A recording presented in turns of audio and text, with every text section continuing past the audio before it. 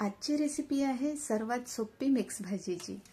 तर हा व्हिडिओ शेवटपर्यंत नक्की बघा। नमस्कार, कीर्ती डिलाइट्स अँड लाईफ या यूट्यूब चॅनलमध्ये तुमचे मनापासून स्वागत आहे। तर चला रेसिपीला सुरुवात करूया। सर्वात आधी आपण गॅसवर कढई ठेवू। कढईमध्ये तेल घालूयात। तेल छान गरम झालं की त्यामध्ये मोहरी घालायची। मोहरी छान तडतडली की मी इथे लसूण, आलं आणि जिरं, धनेची पेस्ट केली आहे ती यामध्ये घालूयात। तर तुम्ही इथे खड्या मसाल्यांचा वापर करू शकता। मी इथे खड्या मसाल्यांचा अजिबात वापर केलेला नाही आहे। तर आपण इथे पेस्ट घातल्यानंतर हिरव्या कांद्याची पात असते ती यामध्ये घालूयात।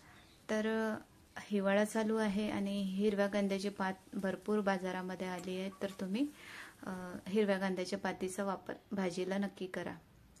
तर मसाला छान शिजला की यामध्ये हळद पावडर घालूयात आणि मिक्स करून घेऊयात। तर मी इथे चिमूटभर हिंग घातलेला आहे आणि एव्हरेस्टचा मसाला यामध्ये घालूयात। तर तुम्ही इथे कोणताही गरम मसाला वापरला तरी चालेल। तर सर्व मसाले मिक्स करून घेऊयात आणि यामध्ये आपण सर्वात आधी शेंगा घालूयात। जे मी छोटी 1 वाटी चवळीच्या शेंगा आहेत आणि बटाटा एक मी चिरून घेतलेला आहे तो या मसाल्यांमध्येच परतवून घेऊयात वाफेवर। त्यानंतर यामध्ये आपण टमाटर घालूया। आलू आणि शेंगा शिजवताना मी अजिबात इथे पाण्याचा वापर केलेला नाही, त्यामुळे मी इथे टमाटर घातला आहे। टमाटरला लगेच पाणी सुटतो, तर मी इथे 2 मिनिट वाफ काढून घेते। आलू शेंगा छान वाफेवर शिजले की यामध्ये वांगी घालूयात। तर मी इथे 1 पाव वांगी घेतली आहे। तर वांगी लगेचच शिजतात, त्यामुळे मी शेंगा आणि आलू झाल्यानंतरच मी इथे वांगी घातलेली आहे। 2 ते 3 मिनिट वांगी वाफेवर शिजू द्यायचं आहे। तर 2 ते 3 मिनिटांनंतर मी इथे मसाला घालणार आहे। तर सर्व व्हेजिटेबल्स मी वाफेवर याच पद्धतीने शिजवते। त्यानंतर लाल तिखट पावडर घालायचं आणि अर्धा चमच मी इथे लाल काश्मीरी पावडर घातलेला आहे। चवीनुसार मीठ घालूयात आणि परत वाफेवर शिजू द्यायचं आहे, म्हणजे व्हेजिटेबल्स आहे ना तिखट मिठामध्ये छान शिजतील आणि त्याला चव पण छान येईल। तर यामध्ये आपण हिरवी पालेभाजी घालूयात। तर मेथीची भाजी मी इथे थोडी घातलेली आहे आणि वाफेवर सर्व व्हेजिटेबल शिजू द्यायचं आहे।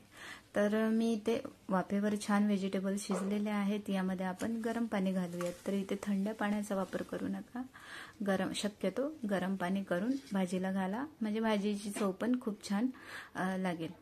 तर मी इथे रस्सा बनवणार आहे भाजीला। जर तुम्हाला सुक्की भाजी बनवायची असेल तर तुम्ही ही मिक्स भाजी सुक्की पण बनवू शकता। तर मी इथे 2 ते 3 मिनिटं छान वाफेवर शिजू देते। तर आपली ही मिक्स भाजी एकदम सोपी मिक्स भाजी तयार झालेली आहे। कोथिंबीर घालूयात आणि भाताबरोबर किंवा चपातीबरोबर पण छान लागते, भाकरी बरोबर पण तुम्ही खाऊ शकता। ताटात भात वाढलेला आहे, तर भाजी पण आपण वाढून घेऊयात आणि ही रस्सा भाजी भाताबरोबर खरंच खूप छान झाली आहे। तर तुम्ही पण ही रेसिपी ट्राय करून बघा। एकदम सोप्या पद्धतीने मी इथे मिक्स भाजी दाखवलेली आहे।